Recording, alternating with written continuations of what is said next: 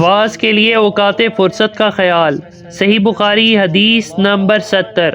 عبداللہ بن مسعود ہر جمعرات کے دن لوگوں کو واز سنایا کرتے تھے۔ ایک آدمی نے ان سے کہا، اے عبد الرحمن، میں چاہتا ہوں کہ تم ہمیں ہر روز واز سنایا کرو۔ انہوں نے فرمایا، تو سن لو کہ مجھے اس امر سے کوئی چیز مانے ہے تو یہ کہ میں یہ بات پسند نہیں کرتا کہ کہیں تم تنگ نہ ہو جاؤ، اور میں واز میں تمہاری فرصت کا وقت تلاش کیا کرتا ہوں، جیسا کہ رسول اللہ صلی اللہ علیہ وآلہ وسلم اس خیال سے کہ ہم کبیدہ خاطر نہ ہو جائیں، واز کے لیے ہمارے اوقات فرصت کا خیال رکھتے تھے۔